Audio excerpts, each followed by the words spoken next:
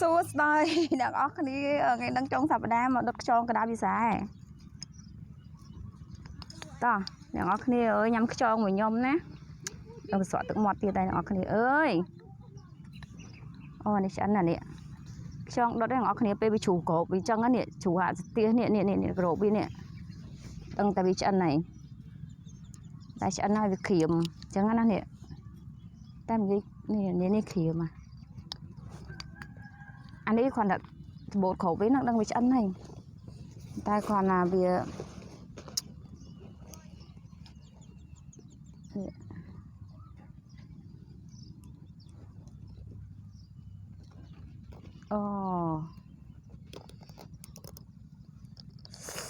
ôi chọn đột cái đào bị sẻ cái đào ngọt như cái đào mà nhắm ba nữa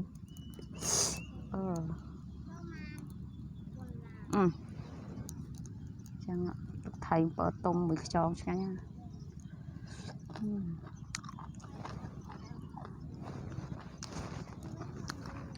đợt chẳng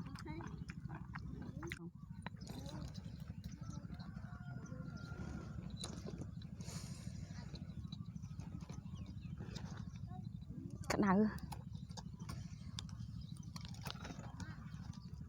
ôi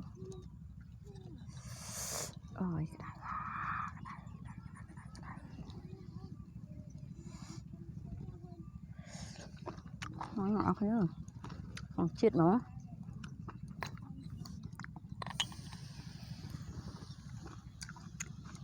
anh đã đột về nhỏ bị chè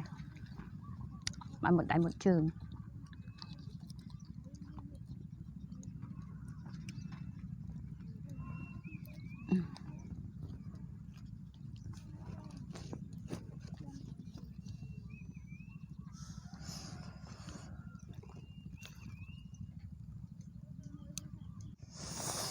sọc sai tập năng anh miền ấy tê trong sập đá miền cái đám sầm một tròn bà rại thế nên ta tròn sải này sầm manh thầm đa tròn sải đập trong tàu ngồi tụi thành bờ tung là chiết cặp sợi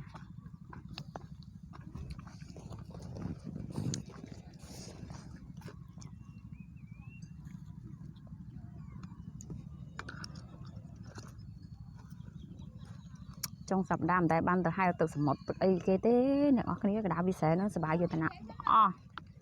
đang chạy chân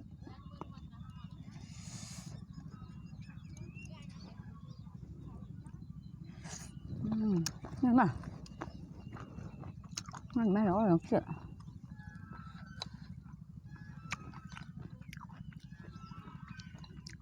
anh ấy này tại vì cái rổ bịa toàn tránh rồi mình tịnh vàng đá sọc xài trong cái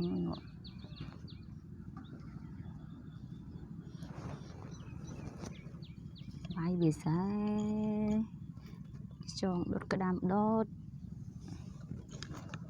thấy ăn ấy trong tôi được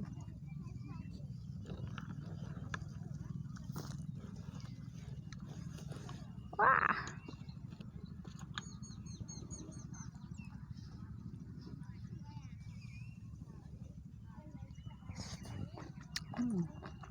Kiểu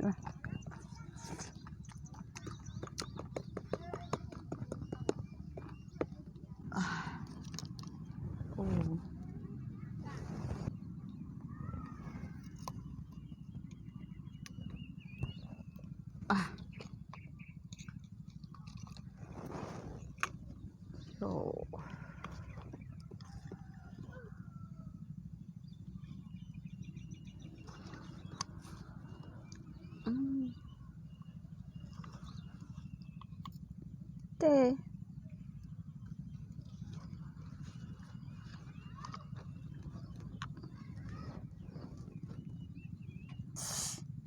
chiết